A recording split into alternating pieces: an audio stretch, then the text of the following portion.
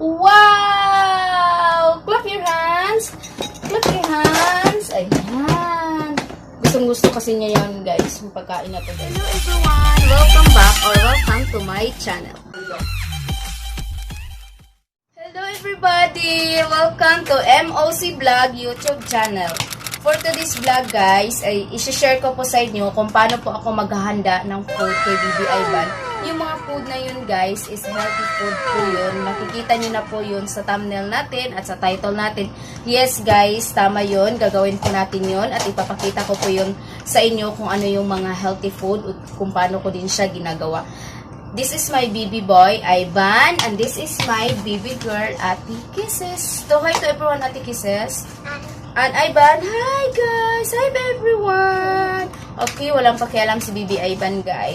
So ngayon, guys, I hope itong content na to, guys, is makatulong sa inyo, lalong-lalo na po sa mga mami dyan. Alam ko kasi, pag mami ka na, kailangan mo na talagang mag-isip ng ibang paraan para mapakain po yung anak nyo ng mga healthy food.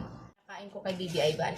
Gusto ko muna, healthy muna yung mga kakainin niya bago ko siya pakakainin ng ibang mga pagkain. So ngayon, guys, ipapakita ko po sa inyo kung paano ko po i-prepare yung mga pagkain ni Bibi Ivan at kung paano ko po siya gagawin. Oh no, Bibi Ivan. Kung paano ko po siya gagawin, guys. Kaya, guys, keep on watching, guys, until the end of the video para makita nyo at malaman nyo kung ano yung mga pagkain na yun. Keep on watching and samahan nyo po kami sa vlog namin for today. Guys, ito po yung pagkain na lulutuin ko for Bibi Ivan. Ayan, may kalabasa po tayo. Ayan po yung kalabasa. At gabi. Masarap kasi ito, guys, pag i-partner nyo po tong tatlo at patatas. Ito po yung kakainin ni Ivan for lunch. Ito lang po yung ipapakain ko sa kanya at balatan lang po natin, guys. At kailangan nyo linday ng bawang at saka onion. Yun yung po yung mga ano, guys, maganda pag sa bata kasi healthy kasi to, guys, at gusto din to ni Bibi Ivan. Ito kasi yung mga importante, guys, na kailangan talaga mga healthy yung ipapakain natin kay Bibi, sa mga bibi natin. Lalo na pag mami na tayo, kailangan na natin humanap ng mga paraan kung paano natin sila papakainin na magiging healthy yung mga balatan nyo lang siya, guys, nang mawala yung mga ano niya, balat, kasi matigas kasi yung balat niya. Tapos para madaling maluto, guys, slice nyo lang siya ng mga maliliit. Ako maliit ko tong pag-slice, guys, para maluto siya agad. Kasi nakagising na kasi si Bibi Ivan. Baka gusto na niyang kumain. Yan, slice lang siya, guys, ng para. Itong gabi, guys, kailangan nyo itong, ano, guys, manipis yung paghiwa ninyo. Kasi ano to, hindi siya madaling maluto talaga. Matagal siya, matigas kasi siya. Pero, guys, subukan nyo, guys, gabi at saka kalabasa.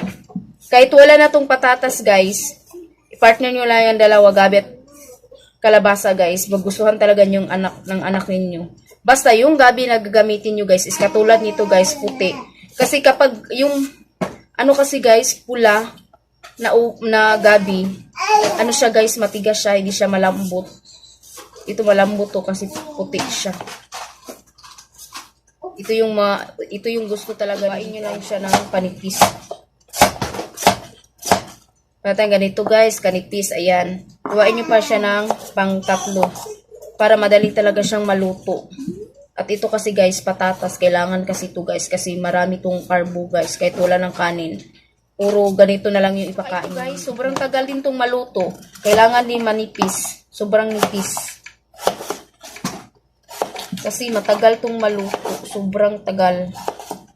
So, nipisan nyo lang siya ng pagkahiwa, guys. Mga ganyan, guys. Ayan. Mga ganyan lang pala, guys, ng onion. Kalahati lang. Tsaka yung bawang. So, ayan na, guys. Tapos na. Ito na po yung lahat na cut natin, guys. Ayan.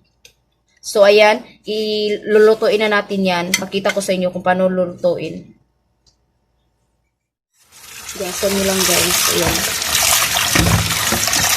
Gasan nyo siya. Ayan guys, pakuluan nyo lang siya guys. Ayan.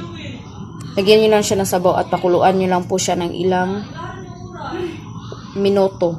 Ayan, kukulo na po yan at tingnan nyo lang kung malambot na siya. Pwede nyo siyang kunin. So ayan guys, ito na po yung tatlo nating gulay, kalabasa, gabi at saka yung patatas.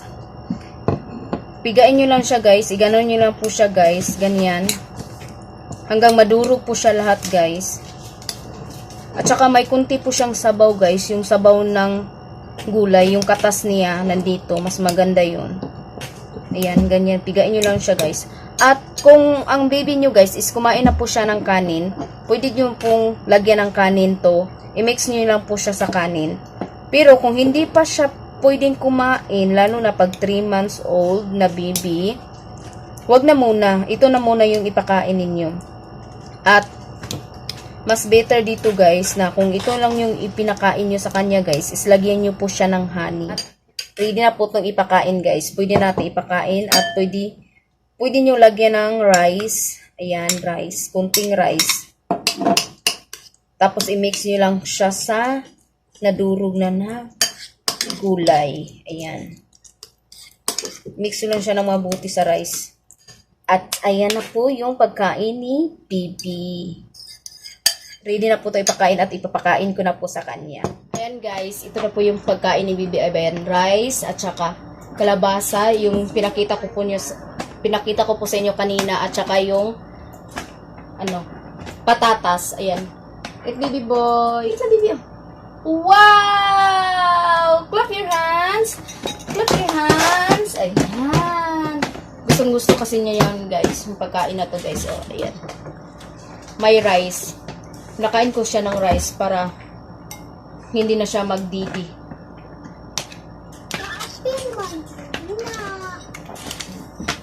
Right, Ivan? Tapos, sit down ka. Sit down. Sit down si Bibi Ivan. Ayan. Kasi si Bibi Ivan, guys, is 9 months old na siya. So, kailangan na niya kumain ng kanin. Ayan. Ayan. Wow! Very pagkain na to guys. Sobrang sarap. Sarap na sarap siya dito. Ayan, kalabasa. Healthy to. Hindi ko, pag sa umaga guys, sirilak yung pinakain ko kay Ivan. Pag afternoon, night, ito na. Hindi ko na siya pinasirilak pa. See? Ayan, kakain ko talaga yan. Baby na yan. Ay! Kakain talaga yung Bibi Ivan ko. Ayan guys, oh. Malapit na itong maubos guys. Ayan. Ay, ayan na. Ang itsura ng Bibi. Oops.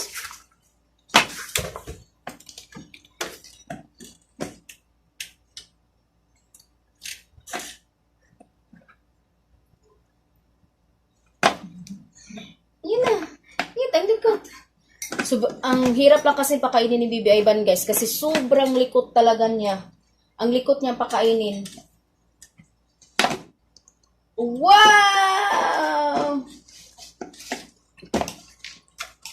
Yummy, Ivan. Yummy. Ha?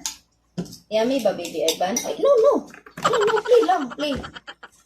Play ka lang, ha? Ayan, nagugutom ang Bibi Ivan. Ah, ang likot! Ang likot-likot ng Bibi.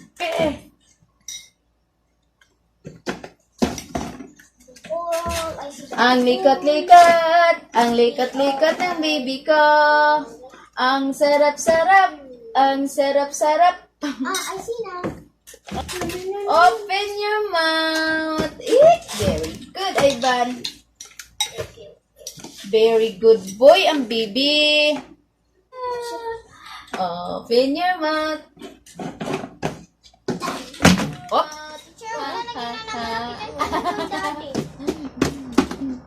Ayan guys, kasi tapos na po si Bibi Ivan kumain ng kanin. So mag-snack po siya.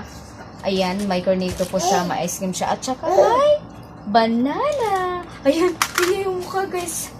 Ang dumi pa ng mukha. Ang dumi pa ng mukha niya. So excited na siya. Pakainin ko siya guys. Gusto kasi niya to. Wait lang. Oh, mana sa tungkuan ha. Naku, patay yung... Oh! See? Okay? Ayan, Eat. Ayan. Sobrang ganda niya kumain, guys. Ayan, may banana. Francis? Banana? Hot?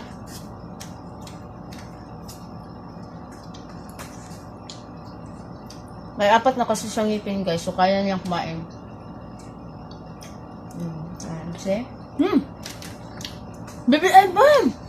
Nagiging akong happy!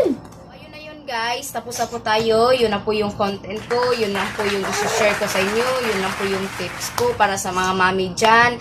I hope, guys, nagustuhan nyo at may nakukuha kayong aral sa mga ginagawa ko. At may idea na din kayo kung paano nyo po pakakainin ng mga healthy food yung anak ninyo. So guys, thank you so much for watching. Kaya guys, thank you so much sa inyong lahat, lalong-lalo na po sa mga nagsuporta talaga sa akin na totoo, lalo na po yung palaging nanood sa akin. So guys, shout out po sa inyong lahat. Thank you so much yung last. Kaya guys, please don't forget to like and subscribe and share my YouTube channel.